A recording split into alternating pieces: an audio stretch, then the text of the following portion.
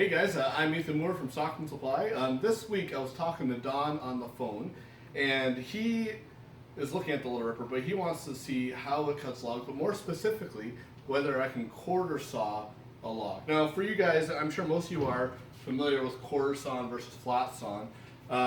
This little piece of ash here I have is quarter sawn. So you see the grains going this direction, where this little piece here is flat sawn. It's going in this direction. Now the vast majority of lumber you're going to get will be flat sawn, as you can get basically wider boards, a little bit easier to cut.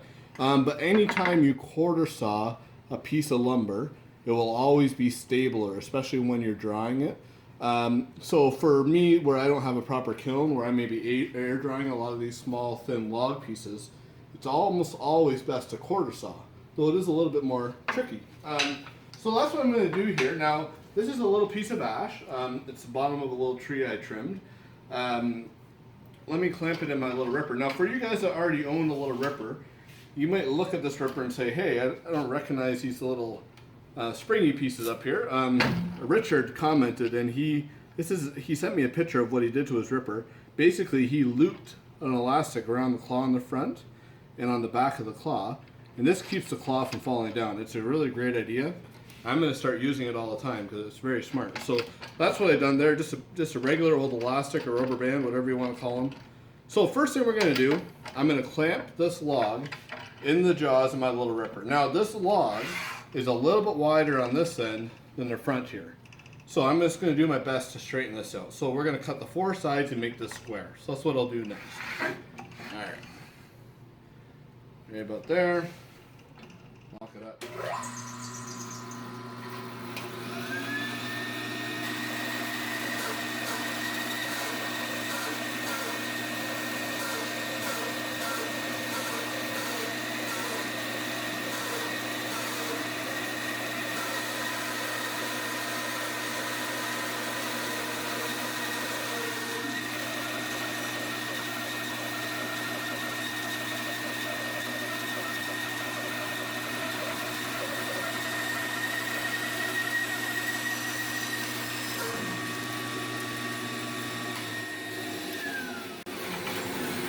Now we put the flat side to the bottom, just like that.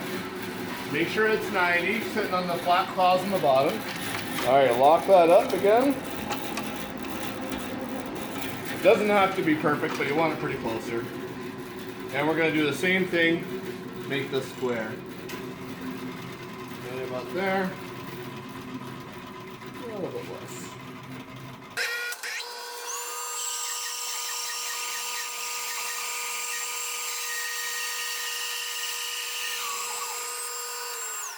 Now here's an important part here I want you guys to pay attention to. The claws on the bottom of the Ripper, every claw is about 3/8 of an inch apart. So what I'm going to do here to ensure I have a square beam, I'm going to go 3 claws back here, and I'm going to go 3 claws back here. That way I don't cut a taper. So same deal, lock that up. Make sure we got that 90 on the bottom or close to 90, and we are good to go.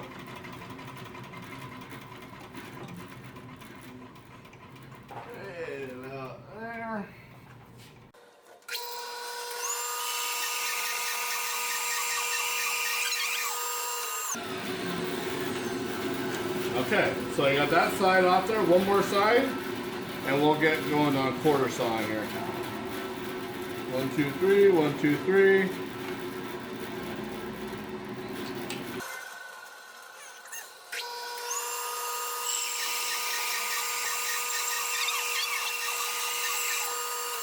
Okay, so now that we got our square beam, our rectangular beam, we can go ahead and decide where we want to make our cuts. It's going to have a lot to do with that pith.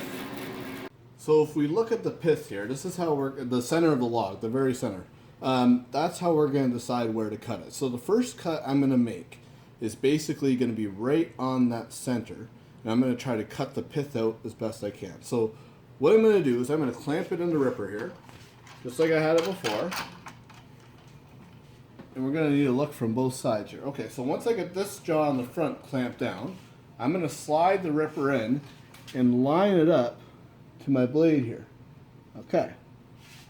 So now what I'll do, I'll have to get the camera to flip around so you can see where that's set up here. I'm going to lift the Little Ripper. This is locked in, but this will still pivot. I'm going to lift the Little Ripper all the way to the opposite side, and I'm going to line the pith up on this side, on the back of the blade. So right there, I'm pretty close to lined up, and I will lock it down. All right, so now we can cut that pith out. That'll be step one here. Actually, let me just tune that a little bit. Right there. Okay.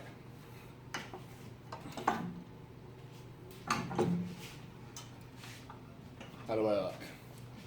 Oh yeah. All right. Let's make our first cut here.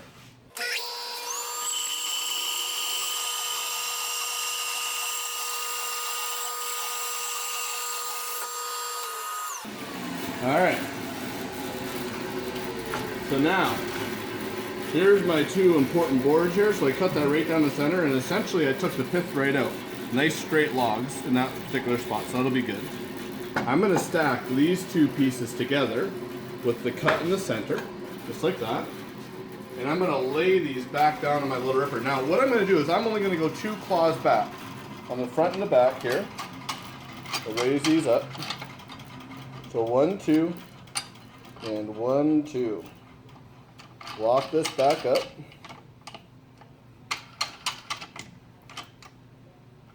Make sure that this is square or close to square.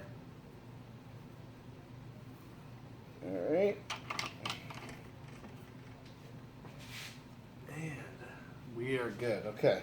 So lock that in. So now, you can probably look at this now and see where I want to cut. Basically from here over is all going to be my quarter sawn chunks. And I'm going to do 1/4 inch thick quarter sawn pieces. So my first cut, what I'm going to do here is I'm going to rip the outside off here where my flat sawn boards are going to be, so right about there. And then I'm going to set up my micro mag saw block and make a whole bunch of 1/4 inch slices. So lock that in, and we'll make our cut.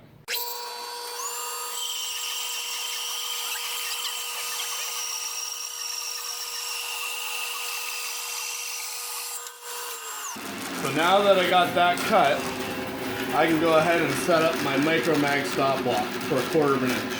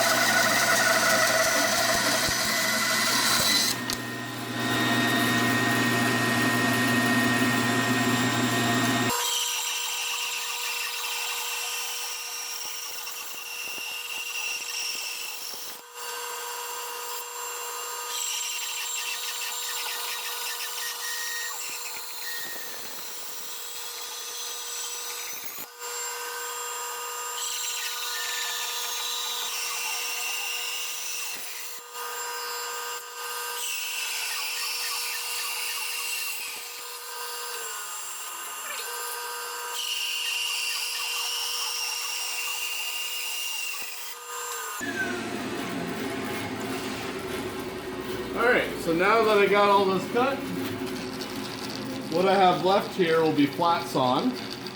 But these guys here, these are all my 1/4 inch quarter sawn boards. So you can see on the ends there the grain pattern. So that's the important part, what I was trying to achieve there.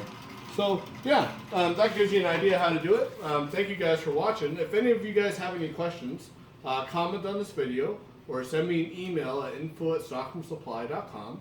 Every week I post a video, so if you want to see future videos, please subscribe. Thanks for watching.